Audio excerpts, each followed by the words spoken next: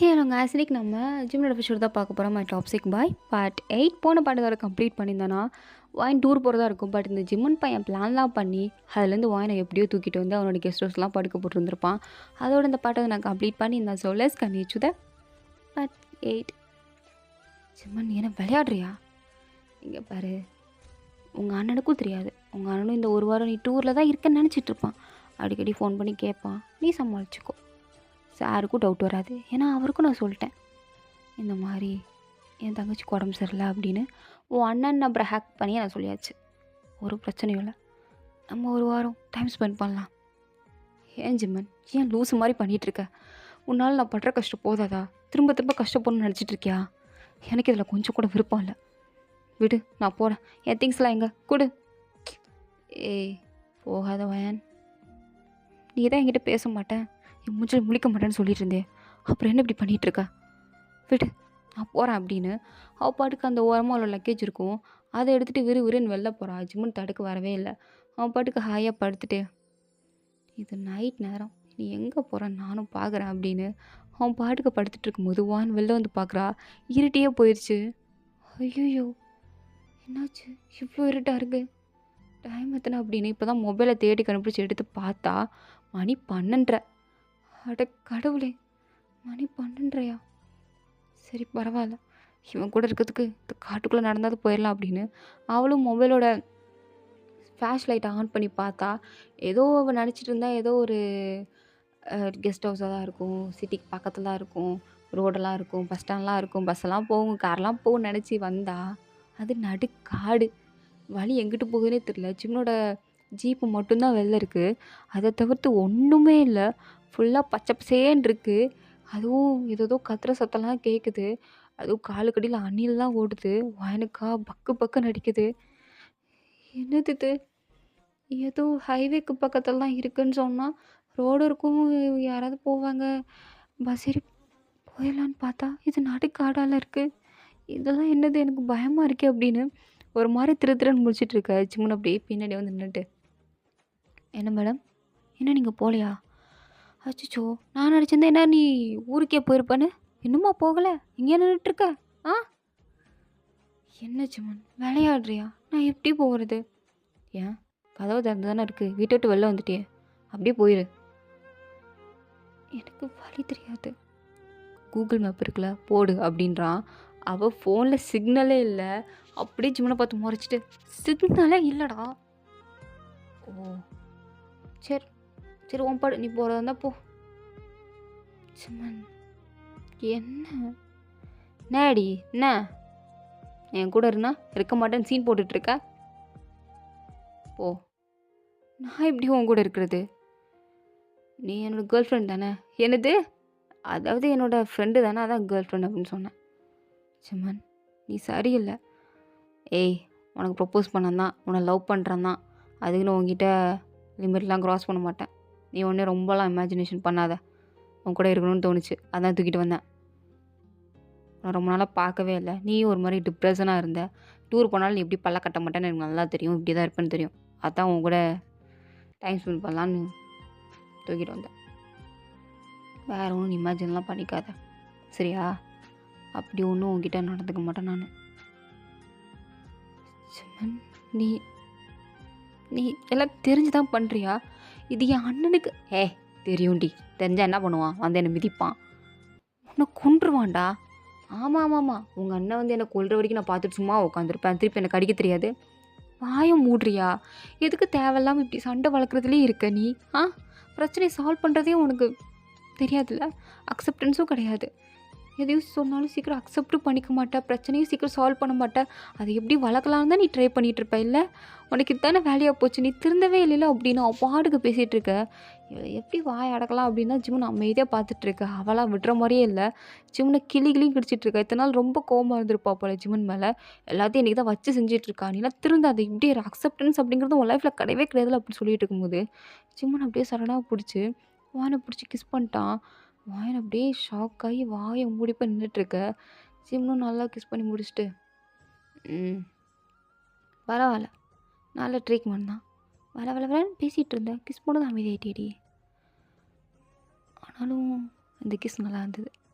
என் லைஃப்லேயே நான் பண்ணதுலே best kiss இதான்னு நினைக்கிறேன். அதுவும் கூட அப்படின்னு அவளை ஒரு மாதிரி பார்த்துட்டு சொல்ல, அவளுக்கா ஹார்ட் பீட்லாம் பட பட படப்படன்னு அடிக்குது. சிம்ரன் ஒரு மாதிரி பார்க்குறா. பத்தாத குறைக்கு அழுக வேற வருது. நல்லா கலங்கிப்போ என்ன பண்ண நீ என்ன பண்ண நீன்னு பேசிகிட்டு இருக்கும்போது, என்ன பண்ணா ஒன்றும் பண்ணல, இதோ இப்படி தான் கிஸ் பண்ண அப்படின்னு மறுபடியும் கணத்தை பிடிச்சி மறுபடியும் கிஸ் பண்ணிட்டு, இதைத்தான் பண்ணேன், வேறு ஒன்றும் பண்ணல, ஒன்றும் உட்கார வைக்காத. ஜிம்மன் நீ என்ன அடிக்க போறியா? அடி, வீடு ஜிம்மன், எதுக்கு இப்படி பண்ணிகிட்ருக்க? பைத்தியம் பைத்தியம். இப்படி திருப்பி பேசினா திருப்பி கிஸ் பண்ணுவேன் அப்படின்னு திருப்பி அவளை பிடிச்சி கிஸ் பண்ணலான்னு வரதுக்குள்ளே அவள் இவனை தள்ளி விட்டுட்டு ரூம்குள்ளே போய் உட்காந்துக்கிட்டா. ஏய் வெளில போகிறேன்னு சொன்னேன், போலியாடி? ரூம்குள்ளே போய் உட்காந்துக்கிட்ட, வாசல் இந்த பக்கம் கணி தெரியலையே என்ன? அதெல்லாம் தெரியும், நான் காலைல எழுந்துச்சி போய்க்கிறேன். ஓ, காலையில் எழுந்திரிச்சு போய்க்கிறியா? சரி தள்ளு, நானும் வரேன். அதெல்லாம் நீ ஒன்றும் வர வேண்டாம், கதவை தரடி, நீ ஓ ரூமுக்கு போ. என் ரூமே தாண்டி, அப்போ வேறு ரூமுக்கு போ. அதெல்லாம் போக முடியாது, நீ இருக்கிற இடத்துல நான் இருப்பேன். இப்பெல்லாம் பண்ணாத, என்கிட்ட ஃப்ளோட் பண்ணாத. ஏன் பண்ணக்கூடாது? யார்கிட்டயோ பண்ணுறேன், என் ஒயன் நீ உன்கிட்ட பண்ணக்கூடாதா? வாயை மூடு. ஏன் இப்போலாம் பண்ண உனக்கு ஃபீலிங்ஸ் வருதோ? அதெல்லாம் ஒரு இளவு வரல, நீ வாயை மூடிட்டு போ அப்படின்னு வாயன் படுக்கு காதை புத்திட்டு அப்படியே பெட்டில் படுத்து கிடக்க. ஜிம்முனும் சரி வெயிட் பண்ணுற அப்படின்னு அந்த ரூமுக்கு எதிர்த்தாப்பே ஒரு சோஃபா இருக்கும், அங்கே தான் படுத்திருக்கான். ஏன்னா அவனுக்கு ரூம் போக மனசு வரல வார்னிங் விட்டுட்டு. ஸோ அதனால் அவனும் அங்கே தான் படுத்து தூங்கிட்டு இருக்கான். அப்படியே மறுநாள் காலையில் ஆகுது. மறுநாள் காலையில் 5 மணிக்கே வாயின் அலாரம் வச்சு எழுந்திரிச்சு, போதும்டா சாமி இந்த வீட்டை விட்டு வெளில போவோம், அதுவும் இந்த ஜிம்மன் பையன்கிட்ட வந்து முதல்ல தப்பிச்சு போவோம், இவங்க சண்டைக்குள்ளே நான் மாட்டிட்டு படுற பாடு இருக்கே அப்பா அப்படின்னு லக்கேஜ் எல்லாம் வேகமாக எடுத்துகிட்டு கதவை டப்புன்னு திறக்கிறா. இவள் கதவை திறக்கிற சத்தம் கேட்டே ஜிம்மன் டப்புன்னு கண்ணை முடிச்சுட்டு, ஓ மேடம் எங்கே கிளம்பிட்டீங்க அப்படின்ற மாதிரி பார்த்துட்டு இருக்கான். நான் எங்கேயோ போகிறேன், உனக்கு என்ன? நீ தான் நேற்று நைட்டே சொன்னியே எங்கேனாலும் போனேன். நான் போகிறேன், சரி போ. ஆமாம், நீ நைட்டெல்லாம் இங்கே தான் இருந்தியா? எங்கே? அதான் இந்த சோஃபாவில் தான் படுத்து கிடந்தியா? இல்லையே, நான் எங்கே இருக்க போகிறேன்? அப்புறம் எப்படி நான் கரெக்டாக கதவு திறக்கும்போது நீங்கள் உட்காந்துருந்த? அது ஜஸ்ட் ஒன்று பார்க்கணுன்னு தோணுச்சு, உன் ஞாபகம் வரும்னு தோணுச்சு, நீ தப்பிச்சு போகிற மாதிரி எனக்கு ஒரு வைப்பு வந்துச்சா, அதான் வந்துட்டேன். கிழிச்சிச்சு, போய் சொல்லாத, நீ நைட்டெல்லாம் இங்கே தானே தூங்கியிருக்க. இவட்ட போய் சொல்ல முடியுமா? எப்படி கண்டுபிடிச்ச?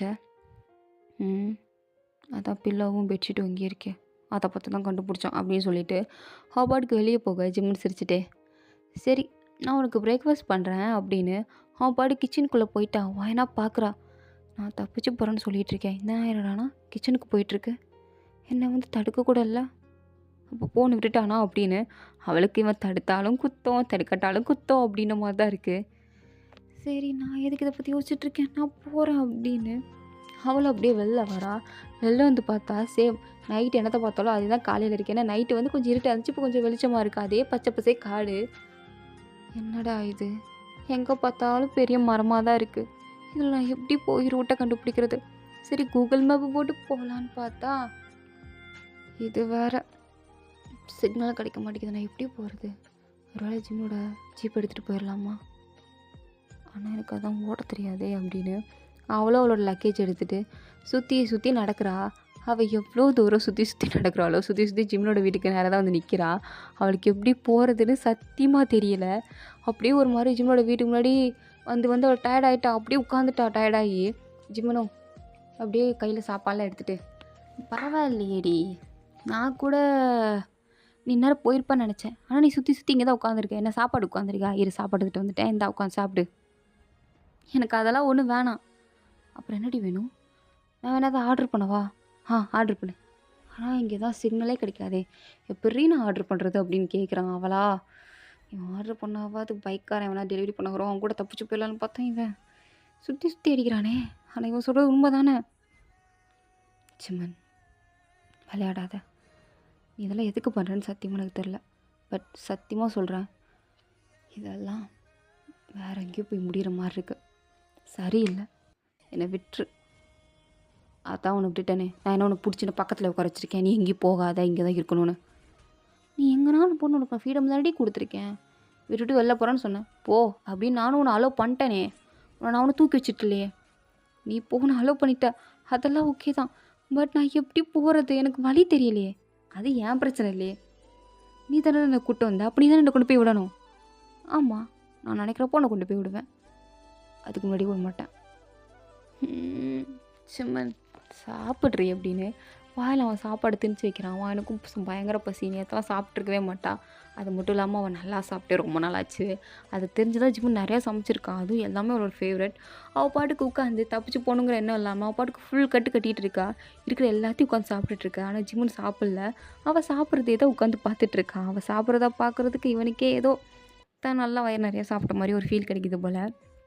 அப்படியே அவளை வச்சக்கன் வாங்க பார்த்துட்டு இருக்கும்போது அவளும் ரொம்ப நாள் கழிச்சு நல்லா சாப்பிட்டுட்டு இப்போ தான் அவளுக்கு கொஞ்சம் ஒரு மாதிரி நிம்மதியாக இருக்குது. அந்த சுற்றி இருக்கிற அந்த நேச்சர்லாம் பார்த்து அவளுக்கு ஒரு மாதிரி ஹாப்பியாக தான் இருக்குது. பட் இருந்தாலும் ஒரு இடத்துல சின்னதாக பயமாக இருக்குது. சிம்மன், நான் இன்றைக்கி ரொம்ப நாள் கழிச்சு நான் சந்தோஷமாக இருக்கியா? அதெல்லாம் இல்லை. அப்புறம் கொஞ்சம் நிம்மதியாக ஃபீல் பண்ணுறேன். அது எப்படி? நான் உன் கூட இருக்கும்போது மட்டும் ரொம்ப சேஃபாக ஃபீல் பண்ணுறேன். அதான்டி எல்லாம் ஐயாவோட ராசி. விளக்கம் பாரு. உன் கூட இருந்தால் தான் என் சேஃப்டிக்கு உத்தரவாதம் இல்லை. ஆனாலும் எனக்கு ஏன் அந்த எண்ணம் வருது? அதான்டி உனக்கும் எனக்கும் ஒரு கனெக்ஷன் இருக்குது. அந்த கனெக்ஷன் தான் இது எல்லாத்தையும் உனக்கு சொல்லுது. கிழிஞ்சது போ. உங்ககிட்ட போய் கேட்டேன் பாரு. சரி, சாப்பிட்டு முடிச்சாச்சு. அடுத்து என்ன பண்ண போகிற? திருப்பியும் தப்பிச்சு போறியா? ஆனால் எனக்கு தான் வழி தெரியாதே. நீ தான் புத்திசாலியாச்சே, கண்டுபிடிச்சி போ. நான் வேணா இந்த காட்டோட மேப்பை தரேன் அப்படின்னு மேப்பெல்லாம் காட்டுறான். அதை பார்த்து அவளுக்கு எப்படி போகணும் எங்கிட்ட வரணும்னு ஒன்றும் தெரியல. நோ யூஸ், எனக்கு ஒன்றும் தெரியல. அப்போது நீ தப்பிச்சு போகிறத கைவிட போறியா? தெரியல அப்படின்னு அவள் அப்படியே அந்த புல்லு மேலே படுத்து கிடக்க சிம்முனும் அவளோட பக்கத்தில் படுத்துட்டு, நீ ஏன் போகணும்? என் கூட ஏறேன். அப்போது வாயனை அவனை ஒரு மாதிரி பார்த்துட்டு, எனக்கு மட்டும் என்ன போகணுன்னு ஆசையா? ஆனால் யார் நினச்சா தானே எனக்கு பயமாக இருக்குது அப்படின்னு வாய்க்குள்ளேயே முணங்கிக்கிறா. ஆனால் அவன்கிட்ட சொல்லலை. ஆனால் அவள் சொல்லாமலே அவனுக்கு நல்லா தெரியும் அவன் என்ன நினச்சிதான் பயம்னு. ஸோ அவன் அப்படியே வாயனோட சைடு சடனாக திரும்புகிறான். வாயன் பயந்துட்டா. என்ன பண்ண போகிற? ஒன்றும் பண்ணல. ஓவரா சீன் போடாது சரியா? நான் ஒன்றும் பண்ணலடி. ரொம்ப சீன் போடாத. நீ ஒன்றும் அந்தளவுக்கு பெரிய இது கிடையாது என்ன? அப்புறத்துக்கு எனக்கு ப்ரப்போஸ் பண்ண? அது உன் மேலே இருக்குது, பண்ணேன், அவ்வளோதான். அப்போ எதுக்கு நீ தன்னை கிஸ் பண்ண? அதுவும் வாயை அடைக்கிறதுக்கு பண்ணேன். சரி போ அப்போனா அப்படின்னு பாட்டுக்கு எந்திக்கலான்னு போகிறதுக்குள்ளே ஜிம்மன் அவளை படுக்க வச்சுட்டு, இங்கே பாரு, உன் அண்ணனை நினச்சலாம் பயப்படாத. அவன்லாம் சுண்டக்கா பையன்டி, அசால்ட்டாக சமாளிக்கலாம். இப்போ நம்ம 2 பேரும் ஒன்றா இருக்குங்கிறது அவனுக்கு என்ன தெரியவா போகுது? நம்மளுக்கு லியா கூட ஹெல்ப் பண்ணுவாள். நீ அங்கே தான் இருக்கேன்னு அவன் நல்லா உருட்டுவா. கவலைப்படாத, அவள் பார்த்துப்பா. அது மட்டும் இல்லாமல் நானும் பசங்களாம் செட் பண்ணி தான் வச்சுருக்கேன் நாங்கள் இருக்கிற மாதிரி. ஸோ ஒருத்தருக்கு டவுட் வராது. நம்ம இங்கே 1 வீக் ஜாலியாக இருக்கலாம். நீ என்னை நம்பு, நான் உன்னை பார்த்துக்கிறேன். ஆனால் நினச்சி பயப்படாத. அப்படியே அவனுக்கு தெரிஞ்சால் என்ன பண்ணிட போகிறான்? அவனுக்கு தெரிஞ்சா அவனை கொன்றுவான் ஜிம்மன். எனக்கு அதுதான் பயமாக இருக்குது.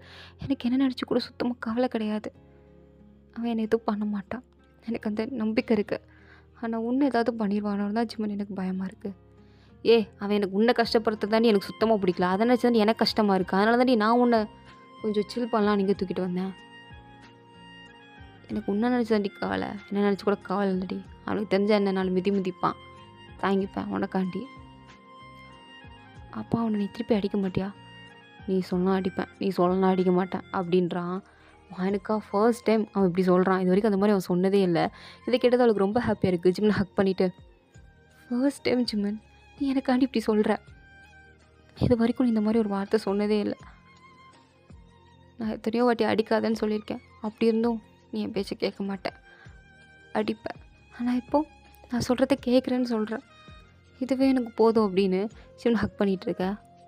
சரி, நான் உனக்கு இந்த வாக்கு கொடுத்தேன்ல, அப்போ நீயும் எனக்கு ஏதாவது கொடுக்கணும்ல. சொல்லு, என்ன கொடுக்கணும்? வேறு ஒன்றும் இல்லை. நான் உனக்கு என்னோடய ஹார்ட்டை கொடுத்தேன், நீ உன்னோட ஹார்ட்டை கொடுக்குறியா அப்படின்னு கேட்கும்போது அவள் அப்படியே அவனை ஒரு மாதிரி பார்த்துட்டு, நான் கூட ஏதோ நீ திருந்திட்டேன்னு நினச்சேன். ஆனால் நீ இன்னும் இந்த சினிமா டெல்லாக்கு விடுறதா இல்லைல்ல? மற்ற பொண்ணுங்கக்கிட்ட ஃப்ளோட் பண்ணுற மாதிரி என்கிட்ட ஃப்ளோட் பண்ணிகிட்ருக்க, அப்படி தானே? அவளுகளுக்கும் உனக்கும் வித்தியாசம் இருக்குது, டிஃப்ரென்ஸ் இருக்குது. நீயும் அவங்களும் ஒன்றும் கிடையாது சரியா? தேவையில்லாம இப்படி பேசாத, இப்படி பேசினா எனக்கு சத்தியமாக கோவம் வந்துரும் பார்த்துக்கோ. உன் அண்ணன் பேசுகிறத விட நீ பேசுறதானே எனக்கு காண்டாகுது. என்ன காண்டாகுது? நீ மற்ற பொண்ணுங்கக்கிட்ட இதே டலாக்ஸ் தான் விட்ற. என் ஃப்ரெண்ட்ஸ் எத்தனை பேர்கிட்ட இந்த டலாக்ஸை விட்ருப்ப? எனக்கு தெரியாதா என்ன? உனக்காண்டி எத்தனை பேர்கிட்ட நான் மாமா வேலை பார்த்துருப்பேன் உனக்காண்டி. ஏய் அதெல்லாம் அப்போண்டி, இப்போல்லாம் வேறு மாதிரி. எந்த மாதிரி? இப்போல்லாம் எனக்கு உன் மேலே தாண்டி ஃபீலிங்ஸ் இருக்குது. அவங்க அம்மாலாம் எனக்கு அது ஏதோ ஒரு சும்மா ஒரு க்ரஷ்ஷு, ஒரு எப்படி சொல்கிறது, ஒரு இமேஜினேஷனில் இருந்தேன். இப்போ தான் ரியாலிட்டிக்கு வந்திருக்கேன். ரியாலிட்டி? ஒரு ரியாலிட்டி என்ன கொடுத்துருக்கு உனக்கு? என் ரியாலிட்டி எனக்கு என்ன கற்றுக் கொடுத்துருக்குன்னா, உன்னை தான் உனக்கு பிடிச்சிருக்கு, உன்னை தான் நீ லவ் பண்ணுறன்னு கற்றுக் கொடுத்துருக்கு, புரிய வச்சிருக்கு, தெரிய வச்சிருக்கு அப்படின்றான். அவள் ஒரு மாதிரி பார்க்குறா. ஸோ இதோட இந்த பாட்டு வந்து கம்ப்ளீட் ஆகுது. தேங்க்ஸ் ஃபார் வாட்சிங். உங்களுக்கு பிடிச்சிருந்தா லைக் பண்ணுங்கள், ப்ளீஸ் மாத்திரம் சப்ஸ்கிரைப் பண்ணுங்கள். Okay tata, bye, see you later, bye.